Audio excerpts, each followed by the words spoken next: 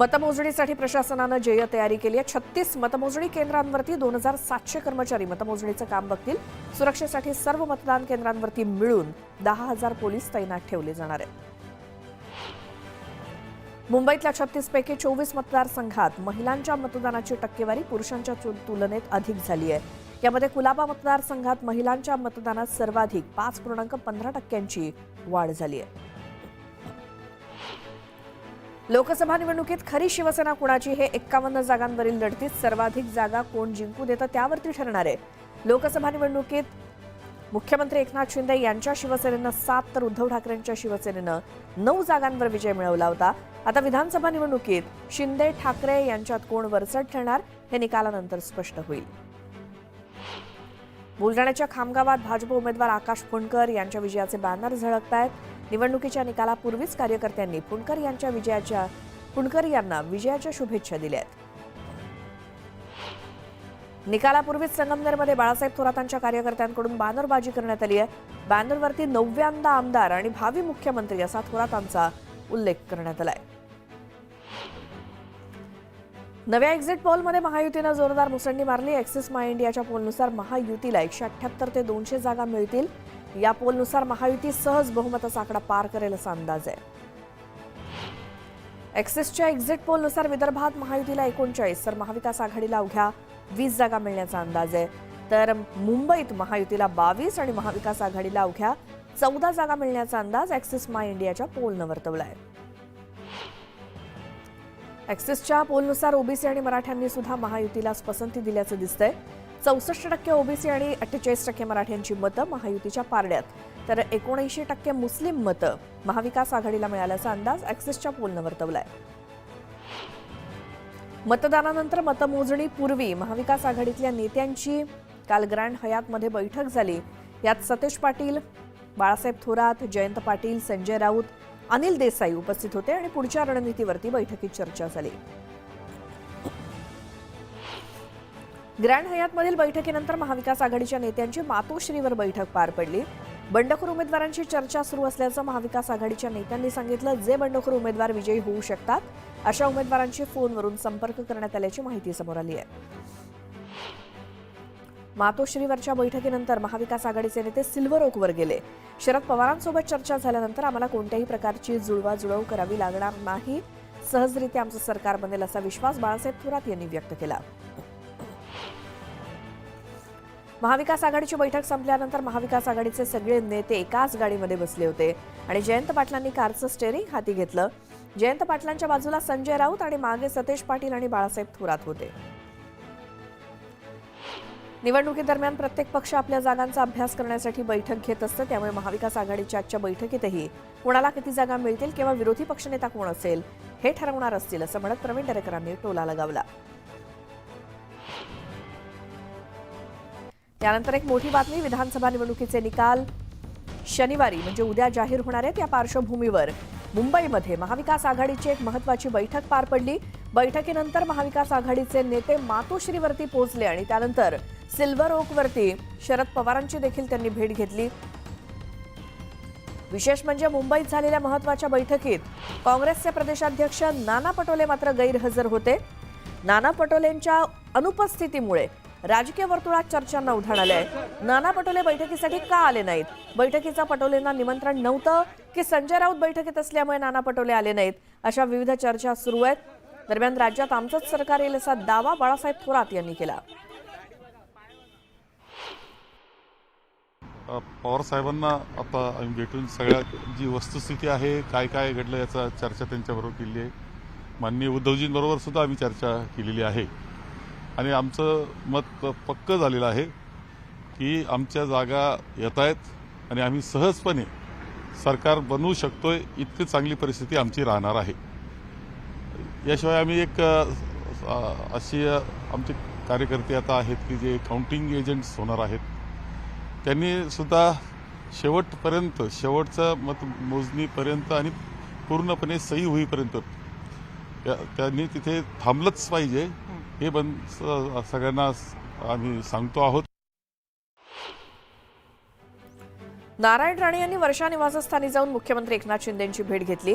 विधानसभा निवडणुकीच्या पार्श्वभूमीवर या भेटीला महत्त्व आलंय. कोपरी पाच पाखाडीमध्ये मतदारसंघाची मतमोजणी वागळे इस्टेट ITI कॉलेज जवळ होणार आहे. कार्यकर्त्यांची होणारी गर्दी लक्षात घेता परिसरातल्या वाहतुकीमध्ये बदल करण्यात आलाय. पर्यायी वाहतुकीचा अवलंब करण्याचं आवाहन वाहतूक नियंत्रण शाखेनं केलंय. नागपूर विधानसभा निवडणुकीच्या मतदानाचे अंतिम आकडे समोर आलेत. गेल्या वेळच्या तुलनेत यंदा मतदानात 6.34% वाढ झाली आहे, तर महिला मतदारांच्या संख्येत 7.97% वाढ झाल्याची आकडेवारी आहे. कोल्हापूर जिल्ह्यामध्ये चुरशीच्या लढती होण्याची शक्यता आहे. कागल, कोल्हापूर उत्तर आणि राधानगरीमध्ये काटेकी टक्कर होण्याचा अंदाज आहे. विधानसभा निवडणुकीच्या पार्श्वभूमीवर नाशिक पूर्व, मध्य, पश्चिम आणि इगतपुरी त्र्यंबक मतदारसंघासाठीची मतमोजणी शहरातील 4 केंद्रांच्या ठिकाणी होणार आहे. या पार्श्वभूमीवर वाहतूक मार्गात बदल करण्यात आलेत. विधानसभा निवडणुकीत पिंपरी आणि भोसरी मतदारसंघात पुरुषांपेक्षा महिलांची मतदानाची टक्केवारी जास्त आहे. चिंचवड आणि मावळमध्ये मात्र पुरुषांपेक्षा काही प्रमाणात ती टक्केवारी कमी आहे. आता महिलांचं वाढलेलं मतांचं प्रमाण कुणाच्या पारड्यात गेलं याची उत्सुकता आहे. अंबरनाथ विधानसभा मतदारसंघात 48.50% मतदानाची नोंद झाली. मागील विधानसभा निवडणुकीच्या तुलनेत यावेळी 6% मतदानात वाढ झाली आहे. रत्नागिरी जिल्ह्यातील राजापूर मतदारसंघात मतदानाचा टक्का वाढला. आता हा वाढलेला टक्का कुणाच्या पारड्यात गेला या चर्चांना उधाण आलंय.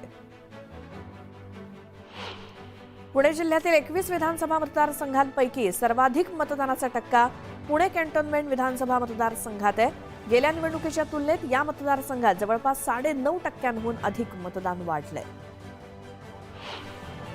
दौंड विधानसभेच्या निवडणुकीत आमदार राहुल कुल आणि माजी आमदार रमेश थोरात यांच्यामध्ये लढत झाली. दरम्यान मतांची वाढलेली टक्केवारी कुणाच्या पथ्यावर पडणार याची चर्चा गावागावात रंगू लागली आहे. दापोलीमध्ये यंदा विधानसभेला 66.84% मतदान झालं. मागच्या वेळी 2019 मध्ये 65.90% मतदान झालं होतं. वाढीव 1% मतदान कुणाच्या पथ्यावर पडणार याकडे सर्वांचं लक्ष आहे. शिरूर आंबेगाव मतदारसंघातील गावात उत्साहाचं वातावरण आहे. या ठिकाणी महायुतीकडून राष्ट्रवादी काँग्रेस पक्षाचे दिलीप वळसे पाटील तर महाविकास आघाडीतील शरदचंद्र पवार पक्षाचे देवदत्त निकम हे 2 प्रमुख उमेदवार होते. या ठिकाणी आता कोण जिंकणार याकडे सर्वांचं लक्ष लागलंय. यानंतर एक मोठी बातमी. निकालाआधीच मुख्यमंत्रीपदावरून महाविकास आघाडीमध्ये घमासान सुरू झाल्याच्या चर्चा आहेत. काँग्रेसच्या नेतृत्वात महाविकास आघाडीचं सरकार स्थापन होईल या नाना पटोलेंच्या दाव्यानंतर आघाडीमध्ये बिघाडी निर्माण झाल्याचं बोललं जात आहे. पाहूयात.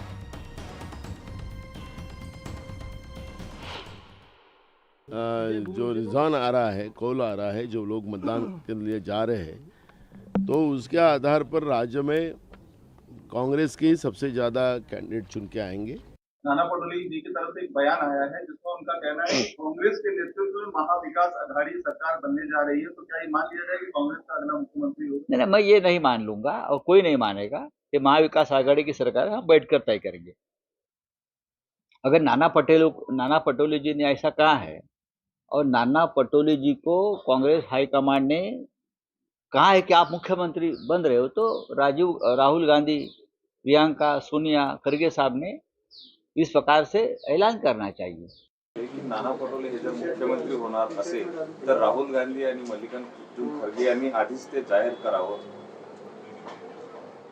त्यांचा विरोध आहे की तुमच्या मुख्यमंत्री होण्यात? अजून कुठली चर्चाच नाही आहे. त्याच्यावर मी आता चर्चा काय करावी? संजय राऊत साहेब काही त्यांचं ते हायकमांड असल्यामुळे ते काही बोलू शकतात, त्यांना अधिकार आहे. कुडाळ मालवण विधानसभा मतदारसंघामध्ये सर्वाधिक झालेल्या मतदानात हे मतदान कुणाच्या बाजूने जाणार याची उत्सुकता आहे. विशेष म्हणजे या मतदारसंघात महिला वर्गानं उत्स्फूर्तपणे मतदान केलंय. मावळ विधानसभा मतदारसंघात देहूतील मुख्य कमानीजवळ महायुतीचे उमेदवार सुनील शेळके यांच्या विजयाचे बॅनर लागलेत. यंदाच्या निवडणुकीत आमदार सुनील शेळके दुसऱ्यांदा आपलं नशीब आजमावतायत. मावळ मतदारसंघात विक्रमी 72.59% मतदान झालं. एकूण 14 टेबल्सवर ईव्हीएमची काउंटिंग होईल आणि 2 टेबलवर पोस्टल बॅलेटची मोजणी होईल. नूतन विद्यालय या ठिकाणी चोख पोलीस बंदोबस्त ठेवण्यात आला असून स्ट्रॉंग रूमवर सीसीटीव्हीची करडी नजर ठेवण्यात आली आहे. मतदानानंतर शालेय शिक्षण मंत्री दीपक केसरकर यांनी मुंबई गाठली.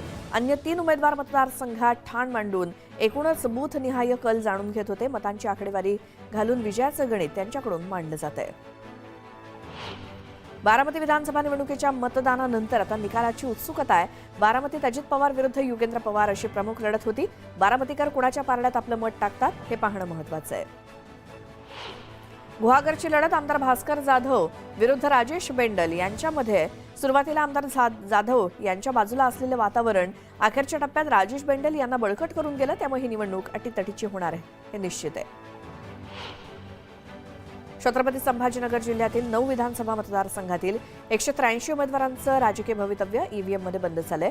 जिल्ह्यातील 3273 मतदान केंद्रांवरती 22,41,449 मतदारांनी मतदान केलं.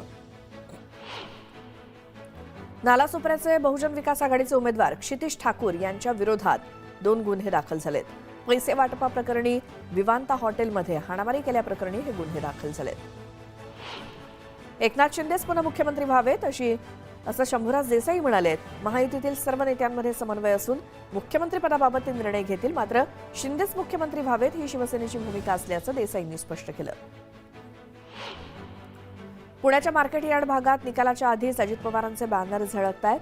या बॅनरवर अजित पवारांचा मुख्यमंत्री असा उल्लेख करण्यात आलाय.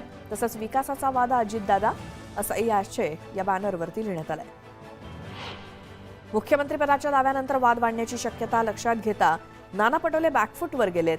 संजय राऊतांच्या वक्तव्यानंतर पटोलेंनी स्पष्टीकरण दिलं. मुख्यमंत्रीपदाबाबत कोणतीही चर्चा झालेली नाही. या संदर्भात 3ही पक्ष एकत्रित बसून निर्णय घेतील असं नाना पटोले म्हणाले.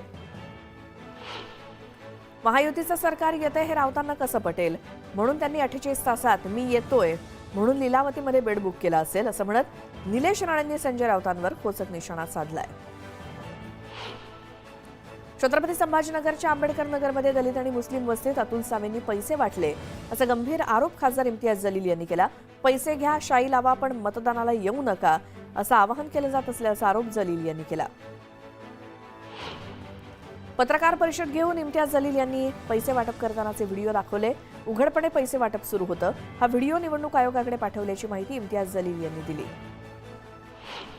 जलील यांच्या पैसे वाटपाच्या आरोपात काहीच तथ्य नाही. जलील यांचे आरोप बिनबुडाचे आहेत असं म्हणत भाजप नेते अतुल सावे यांनी जलील यांचे आरोप फेटाळलेत. एक्झिट पोल हा एक्झॅक्ट पोल नसतो. त्यामुळे आता 23 तारखेची वाट बघा. महाविकास आघाडी 165 जागा जिंकेल आणि महाविकास आघाडीचंच सरकार स्थापन होईल असा दावा विरोधी पक्षनेते विजय वडेट्टीवार यांनी केला. राज्यात अपक्ष आणि लहान पक्षांना महत्त्व प्राप्त झालंय. त्यामुळे आता राज्यात आपलं सरकार येईल आणि महायुती किंवा महाविकास आघाडी आपल्याला पाठिंबा देईल असा दावा बच्चू कडूंनी केलाय. निवडणुकीत विरोधकांचा कार्यक्रम झालाय. त्यामुळे सरकार आमचंच येणार असा दावा भरत गोगावलेंनी केलाय. आपण स्वतः 40 ते 45 हजार मतांनी जिंकणार असं देखील गोगावले म्हणाले.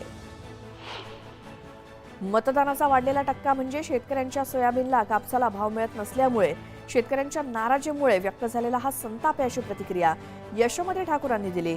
लाडकी बहीण योजनेमुळे थोडाफार फरक पडला असेल तरी देखील लाडकी बहीण शेतकऱ्यांची बहीण आहे हे लक्षात घेतलं पाहिजे. एक्झिट पोलपेक्षा जास्त जागा जिंकण्याची आमची परंपरा कायम राहणार असं म्हणत भाजपचे नेते सुधीर मुनगंटीवार यांनी भाजपच्या विजयाचा विश्वास व्यक्त केलाय.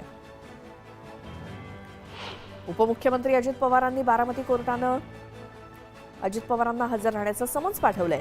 उमेदवाराला मतदान न केल्यास गावचं पाणी बंद करू या 2014च्या निवडणुकीत अजितदादांनी वक्तव्य केलं होतं. त्यानंतर 16 डिसेंबरला कोर्टात हजर राहण्याचे अजित पवारांना समन्स बजावण्यात आले.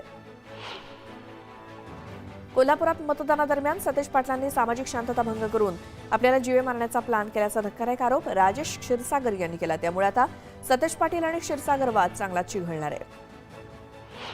सोलापूर दक्षिणमध्ये झालेल्या प्रकारामुळे काँग्रेसची विश्वासार्हता हळूहळू कमी होतीये अशी टीका माजी मंत्री सुभाष देशमुख यांनी केली आहे. काँग्रेसचे नेते बोलतात एक आणि कृती दुसरीच करतात असं देशमुख म्हणाले. मध्य प्रदेशचे माजी मुख्यमंत्री आणि केंद्रीय मंत्री शिवराज सिंह चौहान आज गोंदियात त्यांच्या सासूरवाडीत आले. यावेळी जावई आल्यामुळे चौहान यांचं फटाक्यांची आतषबाजी करत ढोल ताशांच्या गजरात स्वागत करण्यात आलं. मतदान झाल्यानंतर चिंचवडच्या मोहननगर भागात तडीपार गुंडांकडून कोयता घेऊन दहशत माजवण्याचा प्रयत्न करण्यात आला. अण्णा बनसोडे यांच्या विरोधात उभ्या असलेल्या उमेदवाराचा प्रचार केला म्हणून गुंडांनी वस्तीत शिरून प्रचार करणाऱ्यांना शोधण्याचा प्रयत्न केला. सोलापुरात शिवसेना उपनेते शरद कोळी यांच्या कार्यालयासमोर आंदोलन करणाऱ्या महिलांना पोलिसांनी ताब्यात घेतलं. प्रणिती शिंदेंविरोधात केलेल्या वक्तव्याच्या निषेधार्थ काँग्रेसच्या महिला पदाधिकारी आक्रमक झाल्या.